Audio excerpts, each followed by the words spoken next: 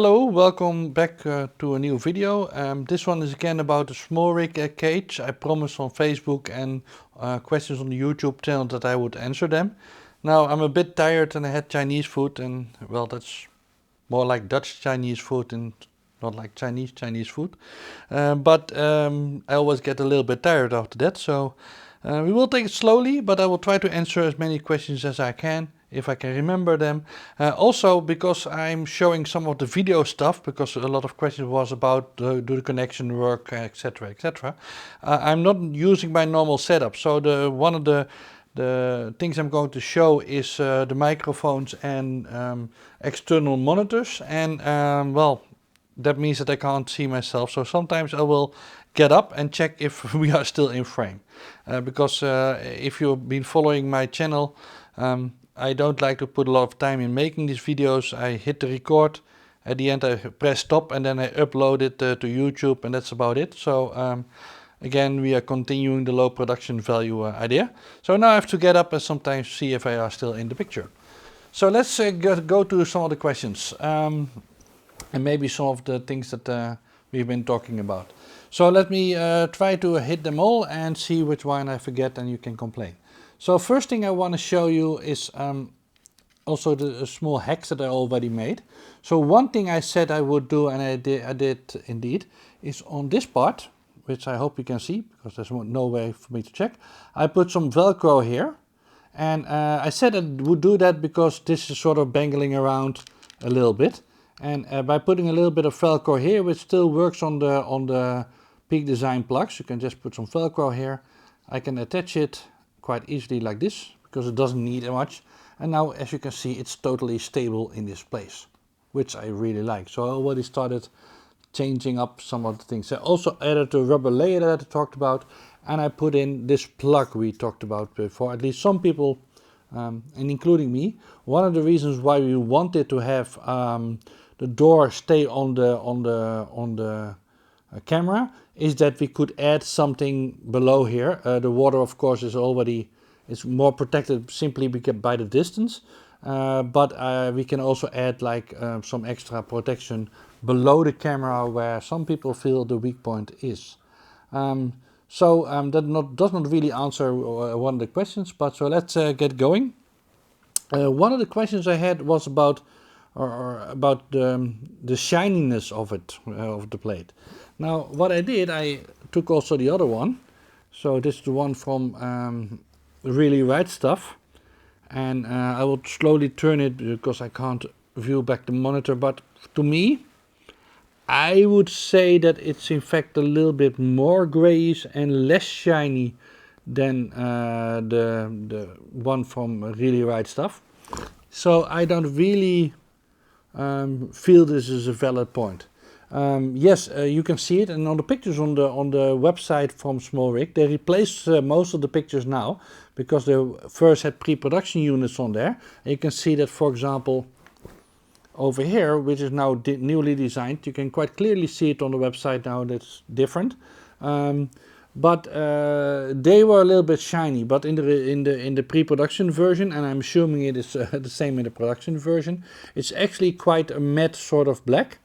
Yeah, I think it totally looks fine. I don't have any complaints about it. So I've been using it now for 2-3 days. So today, one of the reasons I'm tired, I went out walking to try to take some pictures. And I'm already not really thinking about that the grip is there. So it's beginning to grow on me, which is, I think, always important. So that's about the color. I don't see an issue there, to be fair.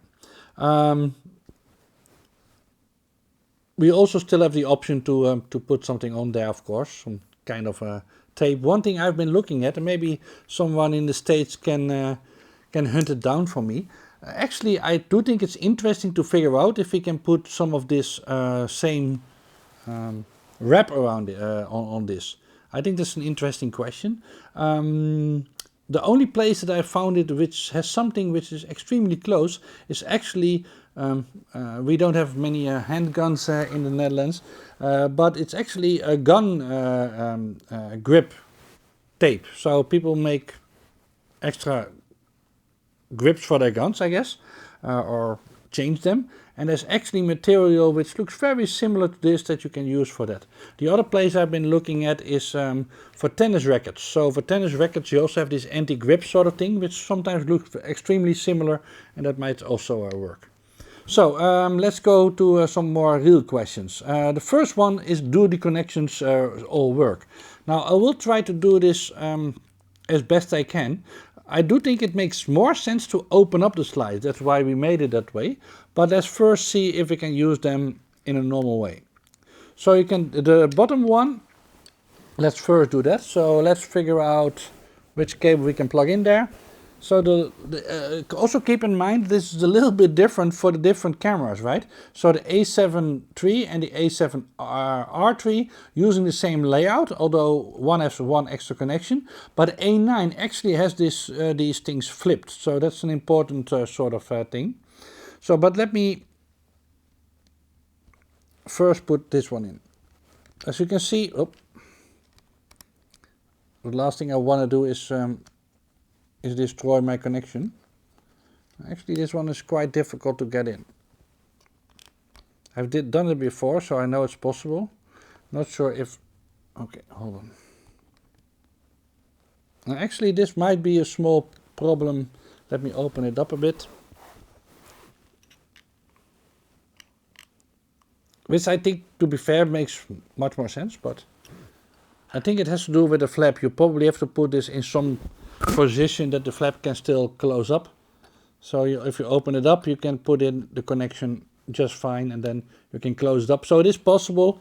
To me, I wonder how much sense it makes to do it without opening it up, because the moment that you open it up, it gives you much more options to put away this flap. I will show later. But once you got it in the correct position, you can see it's now totally closed. It does work. You can get it in. So that's the this was quite a long plug and also quite a wide one, so that's kind of proven. So the second one is the USB-C one, which will probably more people will use it because of the tethering. And I think one thing which is nice on this one, that you can actually put this flap down like this. So I think it makes sense to actually open it up a little bit, although it's now only opened up for like maybe half a millimeter, because now you can actually hide the stupid flap, right? So now the stupid flap is gone, you can close this up again, and you got your USB connection there, USB-C connection there. So that works. But I'm opening this up because it's easier to get all these flaps open and closed. I think you should do the same thing, but I'll leave that up to you. But you can see I slide it back in, it's closed again, totally closed. But you can see that the HDMI connection is now opened up. Can also put in the HDMI connection. Here we go. And there it is. No problem.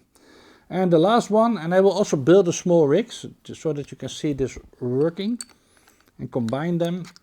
The last one is this one over here. It's the mic input. And one thing I already kind of like myself is that you can somehow hide all these stupid wires. So let's take this one, and there we got the microphone in. It's kind of nicely flat, not perfect, but you can see it's workable, and you can put it on top. So let's put it, oh, we need to take this one out anyway for later. So put it on top, see if it works. So just put it down for a second just to see if the recording is still still running and if you are in the picture. Yep, we are still recording and we are still in the picture, so that's good. So you can see that all the main connections kind of work. There's no big problem over there. Yeah, it's a little bit fiddly in a way because it's sort of hidden behind metal, but I think it's a good thing because it just means you open it up for a second and then put in the connections. I actually think it makes more sense to at some point slide it out like this. Now also I have all the flaps open, and most likely if you're doing something like tethering, so let me close it up again and first show that. So tethering, I mean tethering in a studio, right? It actually makes more sense to not to do that. As you can see, I'm tired, so, and I don't wanna destroy anything, because I don't work for small rig. That means I'm paying for all my own stuff. Well, let me be fair, Small Rig did send me this pre-production unit for free, and they will also probably send me a production unit. So, but I've put in quite a few hours now, so I guess that's in a way fair. So here we go. So let's first show it really quickly on a tripod, right? Because that's also a part, if you didn't watch my first video, that's kind of what we need to show for the tethering. The nice thing, you can slide it in, right? So that's what I like. So you don't have to totally lock or unlock it. Let me check if we are still in the picture. Yeah, we are still in the picture. So here we are. Again, so you can see that it works. And the tethering question, of course, is does it work for tethering? So that means that you will use the USB-C connection, right? So you open this one up. The nice thing is you can now put it flat. I really like that. And you can put the wire in here. And for tethering, of course, you have to be make sure that the wire goes to the place where you need it, right? So I would probably do it like this and put it through the hole and then put it in like this and feed it back probably through that side over there. So now it's going to your computer. Now you're going to your computer, and you can see that you can still slide it in, and I'm now tethering, right? So it depends a little bit on your USB-C cable, and I don't think I put it. Yeah, I did put it extended fully out. So it's it works. It's I must admit it's working, but you have to be a tiny bit careful, at least with this cable. But if you do it correctly, it totally works, right? You can slide it in and slide it out, and of course it also works in the other position. So again, it's I would say it's flat, especially if you feed it correctly. Slide it in, slide it out, slide it in, slide it out. It works. There's probably also, I'm not saying you should do this, but there's probably also smaller USB-C connectors out there which might even work a tiny bit better. So that's that one down. So let's build a really small sort of test rig. First for video, let's decide to first put the flap in. So what we want to use for this is the HDMI and a microphone. That makes sense to me at least. So let's try that. So let's put it in the plate. Here we go. So let's put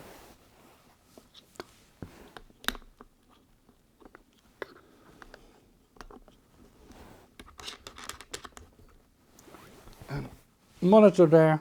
Again, I would put it in its out position, but I will slide it back in just to please people who want it. But or maybe I won't. Let's see what I will. But you can see this quite easily goes in. Let me open the one for the audio. So let's put the audio over here for a second. I'm pretty sure this is probably not in the camera view anymore. Oh. So we'll probably get up to see if you can see the important parts. Okay, plug this one in over here. Oh, hold on.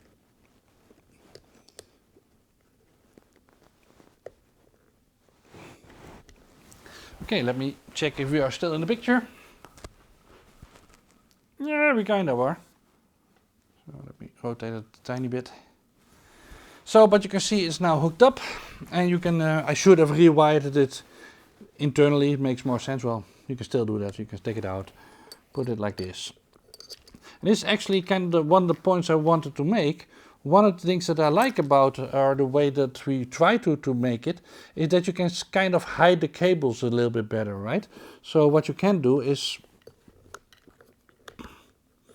wire it in like this, and then you can sort of put all these wires, well, I should have done it the other way around, and I don't want to pull it out. Well, I will pull it out again. Should have done it correctly the first time. So you can see that you can wire it up like this. And one of the nice things, there's also room at the back of the small HD in this case. So you might want to, you can sort of take multiple options on how to get your wiring done. But the nice thing is that now the connections are kind of protected, right? This is again totally flat. Just to prove that, let's put it in, which doesn't make any sense, but let's put it in this position. You can see that is now totally flat. Nobody's going to make videos like that, but that's okay. And slide it back in, and you can see that it is now totally protected. And one of the things I am thinking about, and still talking to a small rig about, is to actually use these two slides. This is important that it is in the picture, so checking it again. Yep. So if you can use these two slides to actually make a grip fit over this, right? So you can imagine it's already, I would say, without even a clamp, it's totally already workable. I know this sounds weird, but it's already very workable, and I think safer than with most clamps. You can actually attach a clamp on the A9. You can also do it on the A7. I found a way of doing it, but you have to reverse one of their AZMI clamps, the one for the A6500. I'm not sure if I would advise it, but it is doable. I don't think it's needed if you put it in this position. So you can see that this works, right? No problem. Just to be complete, let's also showcase it the other way around, so that it's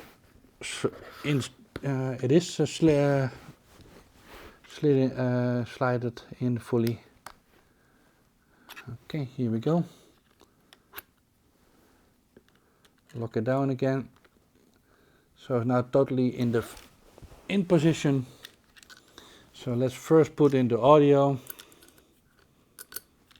Of course, now you will do it over the outside. I guess you could still do it internally, but I leave that up to the viewer. So put this one in.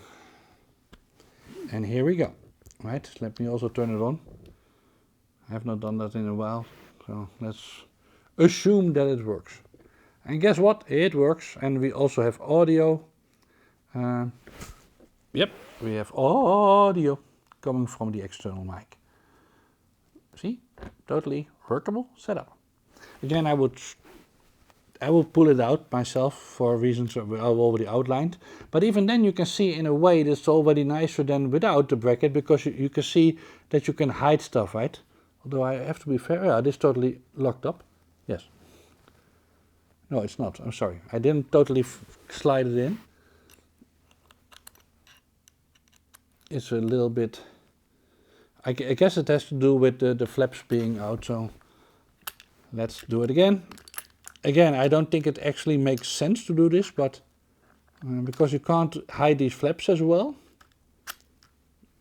because you have to then put this one, I think, to the side. Okay, I'm making a mess out of things. Hold on, why is it not? Oh, it's my strap thingy that sort of is blocking. Oh, now it's totally in. It's really, really, really in.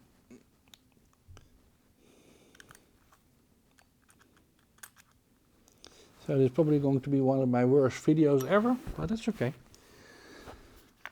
I see a lot of people now doing this 2-hour sort of chat sessions. Maybe I should also do them. Okay, there's the audio, and there's the HMI. Okay, there we go. Do we still have a picture? And now it is totally in. And it would be nice if I also have a picture. Hey, come on, give me a picture. Yeah, there it is.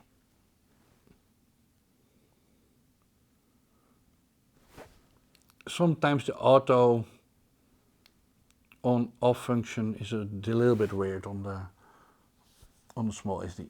But there you have it, and you can see the audio levels going. I'm not sure if you can actually see it. Yeah, we are still kind of in the picture.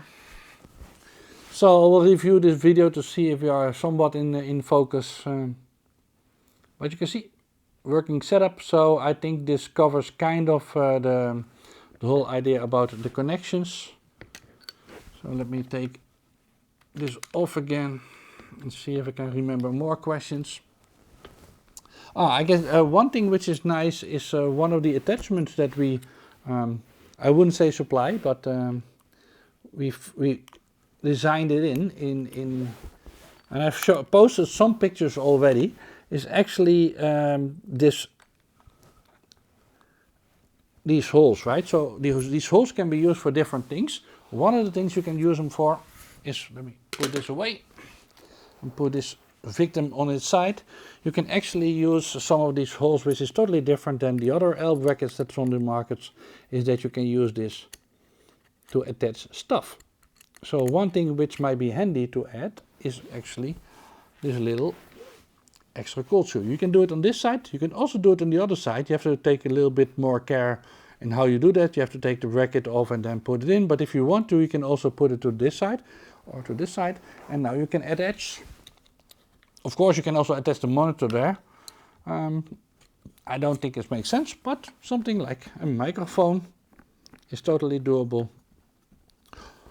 As you can see, you can now plug it in and you have a nice sort of audio setup that you can do. So that works. What you can also do is take this off and put a cold shoe here. I already done that. So cold shoe will basically be over here, and you can actually put a handle on there. So yeah, I don't want to do that, but I will get one of the handles.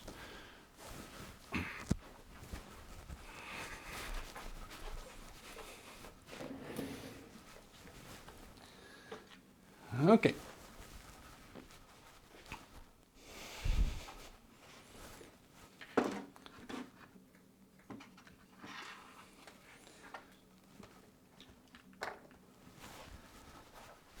Let's also see how long this video already is.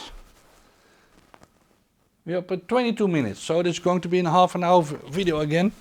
Again, for the 4 people who are still watching, hello. So one of the things you can do is also to take these 2 screws off and then use one of these, which are also probably from other brands, but again, this is from Smallrig, and they have actually 2 holes there, so that you can really lock it down. Now you can put it here, as you can see, the hole fits. Well, then of course you do it the way that stuff can't fall out, because this has an anti-fall sort of handle thingy, so you can hold on. You can slide stuff in, right? And you can do it in all 4 directions, which is nice. So that means, for example, if you want, you can make a handle. Oops, a handle. I'm not sure why you would want to use it, but you can use a handle like this.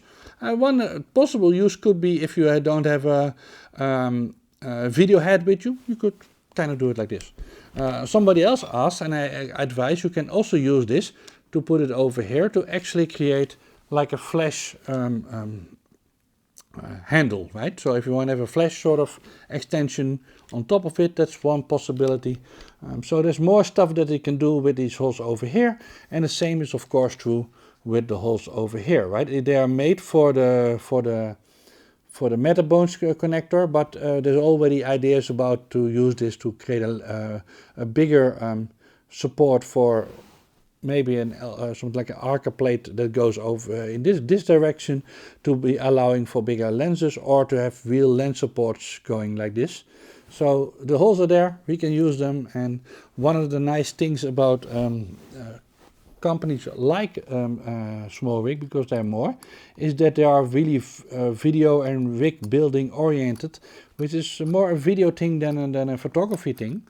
Now we are kind of starting to mix up these 2 worlds. And it's like Lego, you can sort of build your way to different setups. So let's lock this up again, and let me see if I can remember if there's more questions that I might have forgotten. I don't think so. I think, oh yeah, there was one question that I don't have the answer to, but I can at least tell you that I will ask tomorrow and post the result on this video, is about the strength. Now I can make an argument about the strength of this, right? This is quite solid. I can't see this ever giving a problem. But the question was about another part. So let me close this up again into its nice position. So there we go. And that was about the strength of the aluminium. And I'm assuming they use some high quality aluminium, but I will ask. And it was really about this sort of ridge, which we are using to hide, let me get it out. You have to let the gravity do its work. Oh, come on.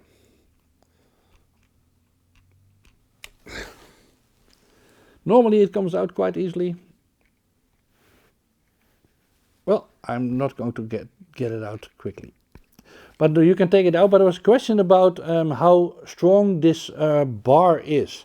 So on the really right stuff one, it also has a bar. They put an iron bar in there, and this one is cast into the aluminium and recessed so that it can hide away.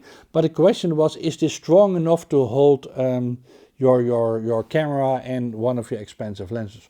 I will ask this. I'm pretty sure the answer is yes, but it would be nice if we know actually what is the strength of this. I do want to have this plug out, so let me fill a little bit more to get it out.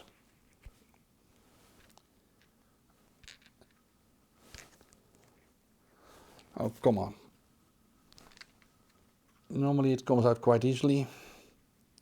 But now if we are doing this video, of course, it's taking more time, because I do think I wouldn't say a non-discussion, because it's interesting to know the answer to this question. I should let gravity do its thing. Come on.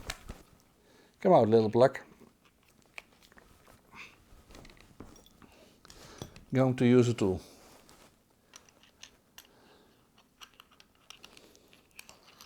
Yeah, there it is. I found an extra good use for the Allen wrench to get it out if it's stuck, but there it is. I think this, the reason why I think this is quite strong, I don't want to pull it, but I'm assuming this is at least as strong as the iron bar that is used on the other one. But I also think once you are using it in the way that it is intended, it will always be hanging on this part, if that makes sense, right? So, and given that you also have another one, and I think you should not use the solution anyway, because you should support the lens and not if you have a bigger one, so the 100 to 400, you support it on the lens and not on the camera. But if you do it like this, you probably have a maximum of 2 or 3 kilograms. And as you can see, it's sort of hanging on the top part, right? So the mechanical reality is that in the middle, it would be the easiest to bend it, and in the end it will be the hardest to bend it, if that makes sense. So I think this will be more than fine, but I will ask how strong this metal actually is, and then we can do some calculations on it, and we can guess how quickly that would break. So yeah, I think this is the end. I think it's probably also about 30 minutes. So I think I'm not too happy about this video, but let's see if I put it online how many people complain. And in fact, I still have 1 minute before the time is up. So again, we put it online in a half-an-hour video. What can I say?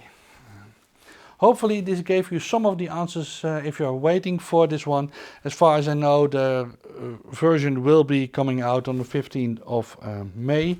And hopefully you will have it soon and you like it as much as I do already. So see you next time with, I promise, a shorter video. Bye bye.